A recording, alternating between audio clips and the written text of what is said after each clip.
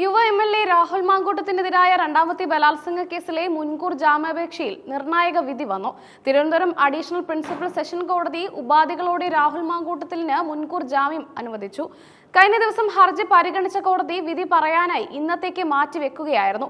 വിധി പ്രഖ്യാപിക്കുന്നതുവരെ രാഹുൽ മാങ്കൂട്ടത്തിന്റെ അറസ്റ്റ് തടയണമെന്നും കോടതി നേരത്തെ നിർദ്ദേശം നൽകിയിരുന്നു. കോടതി അനുവദിച്ച മുൻകൂർ ജാമ്യത്തിലെ പ്രധാന ഉപാധി എല്ലാ തിങ്കളാഴ്ചകളിലും അന്വേഷണ ഉദ്യോഗസ്ഥർക്ക് മുമ്പാകെ രാഹുൽ മാങ്കൂട്ടത്തിൽ ഹാജരാകണമെന്നതാണ്.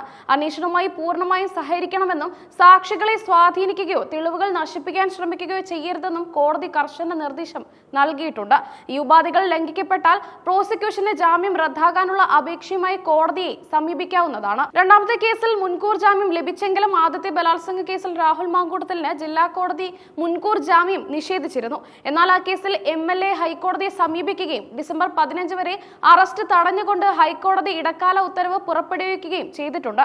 ഇതോടെ ഇരു കേസുകളിലും തൽക്കാലം രാഹുൽ മാങ്കൂട്ടത്തിന് അറസ്റ്റ് ഭീഷണി ഒഴിവായി. ബംഗളൂരുവിൽ താമസിക്കുന്ന 23-കാരിയായ യുവതിയെ വിവാഹ വാഗ്ദാനം നൽകി പീഡിപ്പിച്ചുവെന്നാണ് രണ്ടാമത്തെ കേസ്.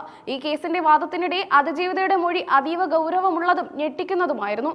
താൻ നേരിട്ടത് ക്രൂരമായ ലൈംഗിക അതിക്രമമാണെന്ന് അതിജീവിത കഴിഞ്ഞ ദിവസം പ്രത്യേക അന്വേഷണ സംഘത്തിന് മൊഴി നൽകിയിരുന്നു. വിവാഹ വാഗ്ദാനം നൽകി താനുമായി ബന്ധം സ്ഥാപിച്ച രാഹുല് പിന്നീട് ക്രൂരമായി ബലാത്സംഗം ചെയ്തതായാണ് അതിജീവിതയുടെ മൊഴി. ലൈംഗിക അതിക്രമത്തിനിടെ ശരീരമാകെ മുറിവേൽപ്പിച്ചുവെന്നും യുവതി പോലീസിനെ അറിയിച്ചു. ഈ മൊഴിയുടെ ഗൗരവം രാഹുൽ മാങ്കൂട്ടത്തിന് കേസിൽ വലിയ കുരുക്കായി മാറിയിരുന്നു. രാഹുൽ മാങ്കൂട്ടത്തിൽ തന്റെ ടെലഗ്രാം നമ്പർ സംഘടിപ്പിച്ച ശേഷമാണ് അടുപ്പം സ്ഥാപിച്ചതെന്നും തുടർന്നാണ് വിവാഹ വാഗ്ദാനം നൽകിയതെന്നും അതിജീവിത SITക്ക് നൽകിയ മൊഴിയിൽ പറയുന്നു. അവധിക്ക് നാട്ടിലെത്തിയപ്പോൾ ഭാവി കാര്യങ്ങൾ സംസാരിക്കാനുണ്ട് എന്ന് പറഞ്ഞ് രാഹുൽ തന്റെ സുഹൃത്ത് ഫെന്നി നെനാന്റെ കാറിൽ തന്നെ ഒരു ഹോം സ്റ്റേയിലേക്ക് കൂട്ടിക്കൊണ്ടുപോയി. ഹോം സ്റ്റേയിൽ വെച്ച് തന്റെ ശക്തമായ എതിർപ്പ് അവഗണിച്ചുകൊണ്ട് രാഹുൽ ക്രൂരമായി ബലാത്സംഗം ചെയ്തു. ഈ അതിക്രമത്തിനിടെ രാഹുൽ ആവർത്തിച്ച് "I want to rape you" എന്ന് പറഞ്ഞതായും യുവതിയുടെ മൊഴിയിലുണ്ട്. തന്നെ ഉപദ്രവിക്കുന്നത് നിർത്താനായി കരഞ്ഞ് കാല് പിടിച്ച് അപേക്ഷിച്ചിട്ടും രാഹുൽ പിന്മാറിയില്ലെന്നും മൊഴിയിൽ പറയുന്നു. അതിക്രമത്തിനിടെ തനിക്ക് പാനിക് അറ്റാക്കും ശ്വാസമുട്ടലും ഉണ്ടായെന്നും യുവതി വെളിപ്പെടുത്തി. അതിക്രമത്തിന് ശേഷം രാഹുൽ മാങ്കൂട്ടത്തിൽ തന്നെ വിവാഹം കഴിക്കാൻ സാധിക്കില്ലെന്ന് അറിയിച്ചു. ഇതോടെ താൻ മാനസികമായും ശാരീരികമായും തകർന്നു പോയെന്നും യുവതി പറഞ്ഞു. കുറച്ചുനാൾ കഴിഞ്ഞപ്പോൾ രാഹുൽ മാങ്കൂട്ടത്തിൽ തന്നോട് ബന്ധം പുനഃസ്ഥാപിക്കാൻ ശ്രമിച്ചു. തനിക്ക് ഒരു കുഞ്ഞ് വേണമെന്നും രാഹുൽ ആവശ്യപ്പെട്ടു. ശേഷം യുവതിയുടെ വീടിന് സമീപം കാറുമായി എത്തി കയറാൻ ആവശ്യപ്പെട്ടു. ഇത് നിരസിച്ചതോടെ ഫോണിൽ വിളിച്ച് രാഹുൽ അസഭ്യം പറഞ്ഞതായും അതിജീവിത SITക്ക് മൊഴി നൽകി.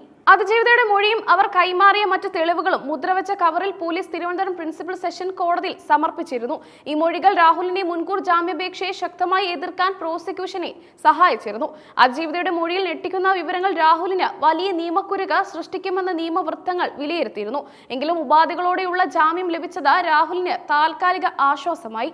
കോടതിയുടെ ഈ വിധി രാഹുൽ മാങ്കൂട്ടത്തിന്റെ നിയമപരമായ പോരാട്ടത്തിൽ നിർണായകമാണ്. എങ്കിലും ആദ്യ കേസിലെ അറസ്റ്റ് തടഞ്ഞ ഹൈക്കോടതിയുടെ ഉത്തരവും ഇന്ന് അവസാനിക്കുന്നതോടെ ആ കേസിൽ രാഹുൽ വീണ്ടും ഹൈക്കോടതിയെ സമീപിക്കുമോ എന്ന് കണ്ടറിയണം. പ്രോസിക്യൂഷൻ ശക്തമായ തെളിവുകൾ ഹാജരാക്കിയിട്ടും കോടതി ഉപാധികളോടെ ജാമ്യം അനുവദിച്ചത് നിയമവിദഗ്ധർക്കിടയിൽ പല വ്യാഖ്യാനങ്ങൾക്കും വഴിവെച്ചിട്ടുണ്ട്. അന്വേഷണവുമായി സഹകരിക്കാൻ നിർദ്ദേശിച്ചുള്ള ഉപാധികളാണ് ഇവിടെ പ്രധാനമായി പരിഗണിക്കുന്നത്.